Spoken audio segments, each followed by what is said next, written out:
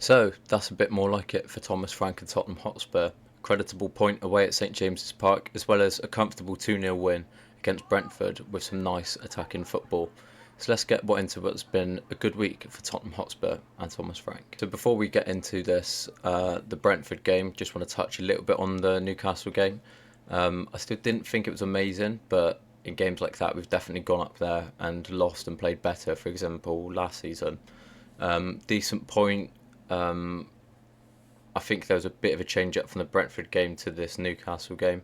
In the Newcastle game, we still weren't really playing through the middle too much. But it's one of them where I think you just get out of it and you sort of, shake hands, take a point, and I think it's probably a fair result for Newcastle and Spurs. It's the first away day I've done in probably about six years.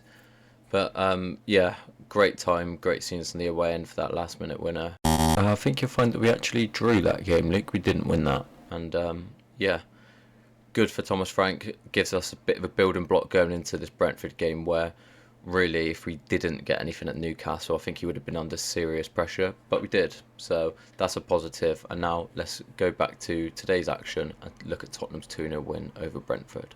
So this was the lineup that Thomas Frank went with. A few changes from the draw against Newcastle on Tuesday.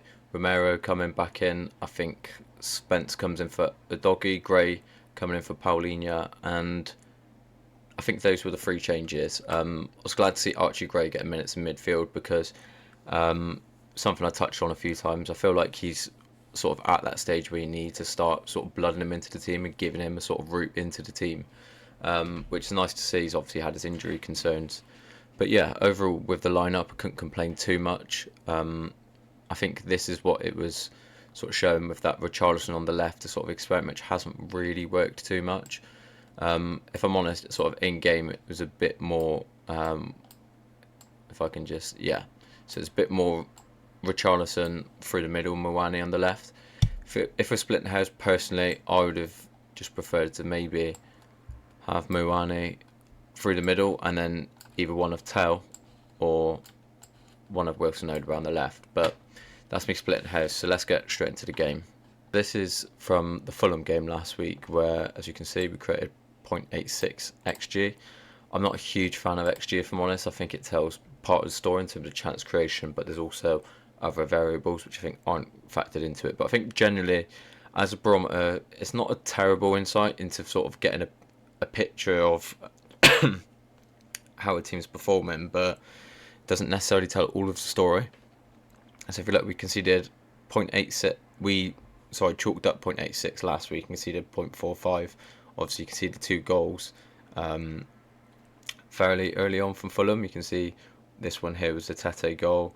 This one here was the Wilson goal. So, not creating loads of chances, but also giving up probably too many to be comfortable with, especially with a lot of people not really sure about Thomas Frank and if, he can sort of, from a coaching perspective, scale up from Brentford to Tottenham.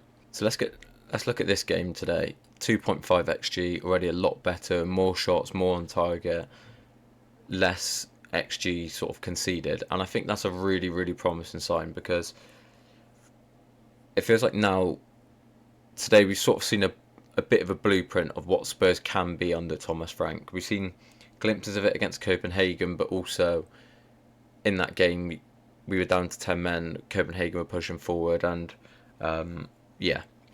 but essentially a lot better today, and it feels like we use the middle a lot more than usual, and I think that's probably why Xavi Simons had his best game in a Spurs shirt.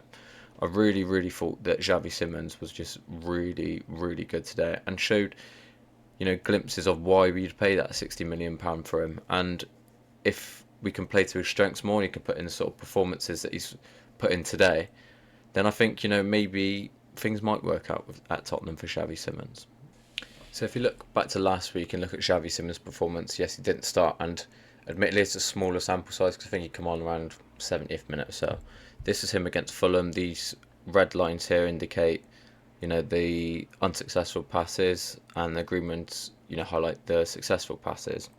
And as you can see, really not going through a lot for him. There's a few sort of here where he had was getting sort of on the ball more but not really doing a lot, and I think a lot of that was because our emphasis on crosses, And I feel like we ditched that a little bit today, and I think we've seen a much better performance from Tottenham and a much better performance from Xavi Simons, playing through the middle a lot more, looking to get him involved. And I just want to show the difference. So this was last week against Fulham, admittedly, small sample size, as I've said.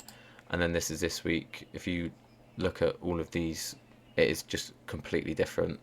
And as you can see, if you go back to last week, he's sort of getting more involved in that sort of left hand sort of side and really not getting too involved in the final third of it up to sort of this bit here. You can't really see much going forward, but then you've got him coming into the box. You know, he got an assist earlier against for Richarlison, and he also got a goal. I'm just trying to. I don't know if it will show it on here, but either way, one thing that I don't think Xavi Simons has got enough credit for so far is his work rate. I feel like he's really, really worked hard, and quite often you see him snapping back. In that second goal, yes, he lost the ball. He lost the ball to start with, but then he won it back, and it was almost sort of just a straight run through the middle with open space. And I feel like that's something which is going to come, which is going to affect his confidence a lot more in a positive sense, in the way that we've seen a lot of Simons having a few nice little touches around the box, but not being too direct. Whereas this goal today, you've seen him, he got the ball, won it back, ran, kept going forward, and got a goal to go with his assist. And for me, I think that was Xavi Simons' best game in Spurs top. And we need to play through the middle more and get him involved more, because we've seen it today. When he's on form, he can be a very, very good player, and he's still a young player. And I feel like he's coming for a lot of criticism, which isn't necessarily his fault, maybe more to do with our sort of tactical setup. But overall today, if you look, so just one more time to emphasise, that was Fulham last week. And again, I'll repeat it, he came on as a sub, so he didn't play as long. But this is him today, full 90 under his belt, getting involved a lot more successful passes, picking the ball up in all sorts of areas of the pitch. And I thought that was really, really encouraging. And this is a glimpse into the sort of player that Xavi Simons can be for Spurs if he's managed and put in the right setup. I'm very much aware that I've been sort of highlighting I need to play through the middle a lot more, not just today, but sort of throughout the course of the season since things have took a bit of a turn for Thomas Frank. But overall, this was Archie Gray starting in midfield alongside Bentancur instead of the sort of Paulinho-Bentancur axis, or I guess you call it, that we've seen a lot this season. Really, really encouraging from Archie Gray. He's a good passer and he's a good dribbler. And I really feel like today was, one of his better games in a Spurs shirt. We've not had a huge sample size to choose from in terms of Archie Gray playing in midfield, but this is really good performance. And I think if you look at Bentancur, I think he was a lot more direct. And if you look at Gray and Bentancur, all sort of all over the pitch, and really a lot of emphasis through the middle. And I think that was huge for us today. Archie Gray, really good performance from him today. I thought he was really sensible. It didn't, in a way, the sort of one of the better compliments you can give him is that you didn't notice him too much, or at least you didn't notice a drop off from Paulinho or Sarr playing. And at 19, I feel like now's the time to get the likes of Gray, maybe Odegaard or Tell into these sorts of games, get them minutes under their belts, because I really think that we've got a good young squad, and I feel like these young players, they're only going to get better by playing. And in a way, if they don't, then at least we've sort of got some resale value. I think having someone like Gray in the team, although Bentancur was good today, I think Gray is probably someone that I think for the rest of the season you're probably looking at giving him a bit more minutes and maybe cutting Bentancur's and using them more. And I feel like we've got Basuma, who's still here. He's not played this season, and if I'm honest, I think he probably will leave in January. And if he leaves in January, I think that's only going to free up more minutes for Archie Gray, Bergvall, Sarr, and I think that's only going to be a good thing, because I think what we've seen from Archie Gray in a Spurs shirt, admittedly, last year you'd say yes, he played well given the circumstances that he's not a centre back or left back or right back. He still played well. Whereas now he's playing in midfield, and I feel like he's just getting better and better every game. And I know he's just come back from an injury, so you've got to manage his minutes. But overall, I was really impressed with Archie Gray today. I thought he had a good game, and it was a sort of glimpse into the future of what the Tottenham Hotspur midfield could be. And if it's one involving Gray and Bergvall and Sarr, sort of rotating, and obviously Bentancur and Paulinho sort of in there as well, I think that's only going to be a good sign. And I think Gray as well. He sort of sets a precedent when he gets the ball. He looks for not necessarily the easy pass, but you know he's quite happy getting the ball. And if there's not a pass on, he'll drive forward 5 or 10 yards, and that's something that I don't think Bentancur's really done since he's come back from injury. And I think that's one of Bentancur's big strengths before he got injured under Conte.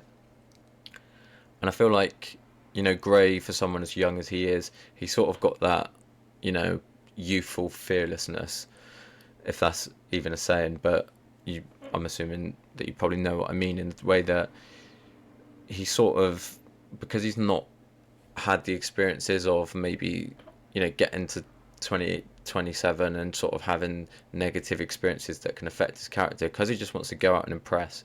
I feel like you need him in the team at the minute, sort of similar to Bergvall, how because they're young, they don't necessarily think that they're going to be playing 60 games a season. So it's almost like when that chance comes, they have to take it with both hands. And I think that's what Gray's doing. And I was really, really impressed with him today. So this win takes us up to ninth. Obviously, Liverpool dropped points, so sort of missed the opportunity to go above them if they had lost to Leeds, but they didn't. But now, if you're looking at it, things starting to look up a little bit more. Only 3 points off the top four, and I think maybe fifth might probably get Champions League football this year, based off of the sort of coefficient that we've seen last year. But up to fifth, not up to fifth, not we're ninth. But if you just look at some of our fixtures coming up, we got Slavia Prague, which I think is, we're expecting a win there. Nottingham Forest, and then Liverpool, who really look shaky. So I think out of our next 3 games, Forest is going to be a tough one. Slavia Prague's probably the easier of the 3, but definitely that Liverpool game, those sort of 3 games going up to Christmas, I feel a bit more confident now. If we can play a lot more like we did today, bit more, sort of attacking emphasis. I think even Jed Spence, who, predominantly when we see him at left back, he's a bit more conservative because he's probably I'd say maybe our best 1v1 defender at the club at the minute, but he was getting forward a lot more. And I feel like it's just more to do with the sort of attacking emphasis that's in play. And, if we can keep that moving forward to these 3 games, then, maybe the Christmas period might not be so bad for Spurs. So Slavia Prague next up, and it's a game where we need to win. I think we're in quite a good position in the Champions League despite our sort of defeat against Paris Saint-Germain last time out. But overall, I'm thinking, if we can win that, even with Sonny back at half-time, that'll boost the fans a bit. And if we can go into Nottingham Forest, which is going to be a tricky game, off of the back of a win against Brentford and then a win against Slavia Prague, I think that just sort of calms down some of the talk around Thomas Frank for a while. And I think that can only be a good thing, but it's also on Thomas Frank to sort of, and not necessarily just him, but the players, but more on Thomas Frank to sort of, we've seen, as I've mentioned before, we've seen the blueprint of how we want to attack, what sort of team we want to be today.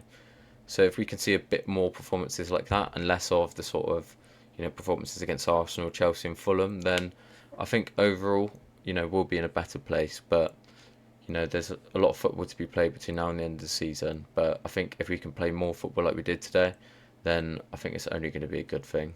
So next up, Slavia Prague in the Champions League, where hopefully we'll be coming back and after talking about another good performance, and most importantly, 3 points for Spurs. But until then, up the Spurs.